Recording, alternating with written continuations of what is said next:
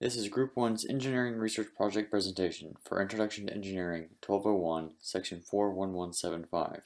Our group members are Bray Caraway, Hum Lee, Shannon Crowley, Dylan Johnston, and Tony Antony. The topic of our research is over American Airlines Flight 191's fatal crash that occurred on May 25, 1979 at the O'Hare International Airport in Chicago, Illinois. American Airlines Flight 191 was a regularly scheduled passenger flight operated by American Airlines from O'Hare International Airport in Chicago to Los Angeles International Airport. Shortly after the takeoff, the aircraft lost its left engine and crashed moments later into an open field by a trailer park near the end of the runway. The aircraft involved in the incident was a McDonnell Douglas DC-10. The particular DC-10 that was involved was registered as N110AA, and it was owned and operated by American Airlines. The most distinguishing feature of the McDonnell Douglas DC-10 is its turbofan engines mounted on underwing pylons and a third engine located at the base of the vertical stabilizer. The DC-10 was designed and manufactured for commercial use as a medium to long-range aircraft capable of carrying a maximum of 380 passengers. The DC-10 in its early years had a poor safety record, especially after the fatal crash of Flight 191. However, over time the reputation and safety record greatly improved. I'm Hong Lee, and I'll talk about the flight crew and the surrounding when the accident happened. So the flight crew, the captain's was Walter Lux. He was 53 and had been flying for the DC-10s since the day the first days came out, which is 8 years before the accident happens. So, and he had around 3,000 hours flying with the DC-10s, and in general 22,000 flying hours. He was quite experienced pilot, and going with him are co-pilot James Dillard, who was 49 at that time and has around 9,000 hours, and the flight engineers Alfred Udovich, who was 56 and has around 15,000 hours respectively, and between them, so they have 1,800 hours flying experience, which is this crew is really highly experienced crew, and there was a passengers who read the newspaper and were really shocked later when he learned the identity of the pilot, because he was flown with in the cockpit jump seat with Walter Lux on another flight about 10 days before the accident, and he said he immediately pictures the man in his competency and professionalism, and he said the captains were quite impressive captains, and he can believe this happens, but it still happens. About the surrounding, at 2:50 p.m. the weather was clear with the northeast winds blow at 25 miles per hour. The average humidity was 37, and weather forecast said that maximum winds can reach 30 miles per hour, which is really normal. The flight pulled back from the gate K5 and was cleared to taxi to runway 32R, and the maintenance crews presence at the gate and did not notice any unusual during pullback, engine start, or taxi. So everything basically looked normal until the flight began to take off roll at 3:02. The sequence of events leading to the crash of Flight 191 begins with a forklift. The engine and pylons were originally removed from the plane for the replacement of attaching bearings. However, removing the engine and pylons as a unit was against protocol. It was customary to remove each separately. The components were removed together to save time, which was short for bearing replacement. When remounting the engine onto the wing of the plane, the assembly, including the pylon structure, is installed using a forklift as shown in the picture to the right. The assembly must be handled very precisely or the pylon's bulkhead will crack because of stress forces. However, due to lax enforcement of proper procedure, maintenance engineers were unaware of this. In addition, the whole process lacked proper supervision and evaluation. Consequently, the assembly did not hold and the left engine was torn off during takeoff. As it rolled over the wing, it tore through hydraulic lines. Without proper hydraulic pressure, the slats of the wing were rendered useless. There was no lock on the slats to prevent retraction in the case of pressure loss. The detachment of the left engine also severed important electrical connections.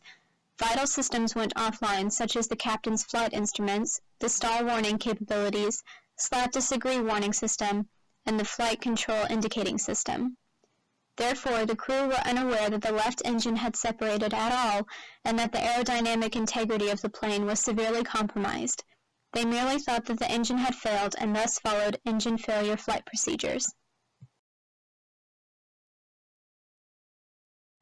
On the DC-10, the pylon is attached to the wing using spherical ball joints in 3 different structural elements. 2 of these spherical joints are aligned vertically in a forward bulkhead which is attached to a structure in the wing, forward of the front spar. Another spherical joint behind the forward bulkhead transmits thrust loads from the pylon into a thrust link, which in turn is connected through another spherical joint structure on the lower surface of the wing. The third attachment point is a spherical joint in the pylon aft bulkhead, which attaches to a clevis mounted on the underside of the wing. The crash investigation revealed that the pylon forward bulkhead and portions of the flange from the pylon aft bulkhead either remained with the separated number 1 pylon or were scattered along the runway. The number 1 pylon aft cleft assembly, portions of the pylon aft bulkhead, wing thrust angle assembly and thrust link, and pylon forward bulkhead attachment assembly remained with the wing. The pylon forward bulkhead was bent forward about 30 degrees and most of the bolts which held the bulkhead upper plates were missing. The upper 12 inches of the forward plate were bent forward an additional 10 to 15 degrees. The aft plate was broken below the thrust fitting connection and a large piece of the upper left corner was missing. This is an animation simulating American Airlines Flight 191's fatal takeoff. As American Airlines Flight 191 rolled down the runway for takeoff, the left engine and pylon separated from and went over the left wing. As the engine assembly separated, it caused damage in the area of the wing where it had been attached. The damage included rupturing the hydraulic lines to the outboard leading edge slats in the left wing. Following the engine separation, and as the airplane climbed away from the runway, the pilot assumed that the engine had failed, and he input rudder to counteract the yaw from the resulting asymmetric thrust. The airplane seemed to climb away normally and accelerated to 171 knots. Just after liftoff, the leading edge slats on the left wing, no longer locked in an extended position by hydraulic pressure, began to react. Also at this time, as American Airlines procedures called for a climb to V2, the pilot flying began a slow deceleration toward V2. The depiction of the aerodynamic lift curve represents the area on the curve and the resultant lift and angle of attack when flying at V2. Note that the scheduled V2 was well below the angle of attack where wing stall occurs. In normal 1G flight, a deceleration or reduction in airspeed would result in an increase of lift and a corresponding increase in the angle of attack until the wing stalls. The slats and flaps are extended for takeoff or landing to, in part, allow lower stall speeds, and thereby allow lower flight speeds and shorter takeoff or landing distances.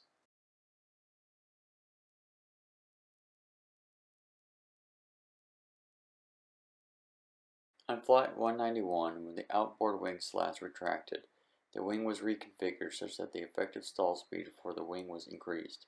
On the lift curve, this means that the wing stalls at a lower CL and angle of attack. This was significant for Flight 191 in that the increased stall speed was now above the scheduled V2. The lift required by the wing to fly at V2 was greater than the lift it was capable of generating with the slats retracted. The result was a left wing stall at a speed above V2 and a loss of control.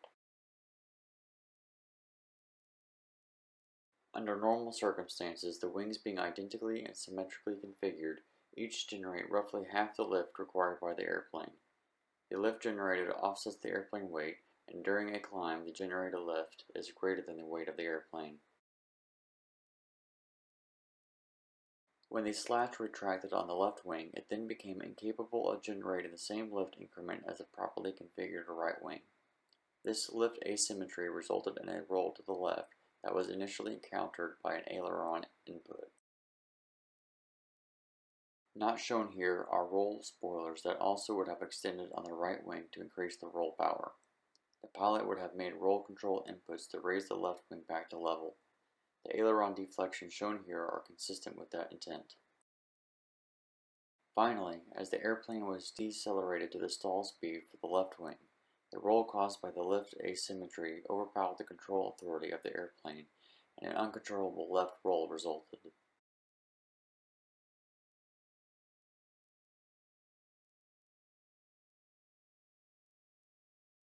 Seconds after the aircraft made an uncontrollable left roll, Flight 191 struck the ground in a left wing down and nose down altitude. The left wing tip hit first, and the aircraft exploded, broke apart, and was scattered into an open field and a trailer park. The disintegration of the aircraft structure was so extensive that little useful data were obtained from post-impact examination of the wreckage with the exception of the number 1 pylon, which was found off the right side of runway 32R. Investigators located and documented identifiable aircraft components, except for the number 1 engine and pylon, portions of the engine cowling, and a part of the leading edge of the wing directly above the pylon. The first marks made by engine contact of the number 1 engine and pylon with the runway began about 19 feet to the right of the centerline lights and about 6,953 feet beyond the southeast end of runway 32R. Other parts of the engine and pylon structure were located in this area. However, no spoiler actuators or hydraulic lines were found. As discussed, the primary cause of the incident of Flight 191 was due to improper maintenance procedures. Insufficient maintenance regulations were conducted as American Airlines did not mandate maintenance personnel to follow the exact sequence of procedures outlined in the ECO, nor did they require their employees to formally report deviations from the recommended progression. On another note, engineers never considered the possibility of physical detachment of the pylon and subsequent loss of hydraulic fluid during design and testing reviews, and the mechanical locking device is summarily excluded.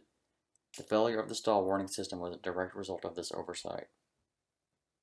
The tragic incident of American Airlines Flight 191, next to 9/11, is the worst air disaster in American history. The entire crew of 13, all passengers of 258, and 2 bystanders on the ground perished in the crash, creating a total fatality count of 273. Ultimately, maintenance issues and not the actual engineering design of the aircraft were found to be responsible for the crash. Although if consideration was given to the possibility of losing the pylon and subsequently the engine was made during the design of the aircraft, perhaps a better notification and emergency safety system could have been developed and implemented into the design. Had that been implemented and the pilot was notified through the system that the engine was physically detached, he might have been able to safely reground the aircraft following a different procedure than what he followed. Regardless, the incident could have been avoided had proper maintenance guidelines and procedures were followed. The incident with Flight 191, along with other incidents and accidents of the McDonnell Douglas DC-10, created an increased unfavorable view of the DC-10 by the public. Public opinion viewed the DC-10 as an unsafe aircraft. Positively, the resulting investigation preceding the incident revealed the other DC-10s with damage caused by the same faulty maintenance procedure, thus resulting in the fortunate banning of the faulty maintenance procedure and potentially saving other similar accidents from occurring in the future. As time went on, the McDonnell Douglas DC-10 went on to have a long career as a passenger and cargo aircraft. Despite the terribly tragic end to American Airlines Flight 191, it wouldn't be until 2011, 32 years later, that a permanent memorial is dedicated to the victims. Funding was obtained for the memorial in 2009 through a 2-year effort by the 6th grade class of Decatur Classical School in Chicago. The memorial itself is a 2-foot concave wall with interlocking bricks displaying the names of the crash victims. It was formally dedicated in a ceremony on October 15, 2011. The memorial is located in a park 2 miles east of the crash site. This concludes our presentation. Thank you for watching.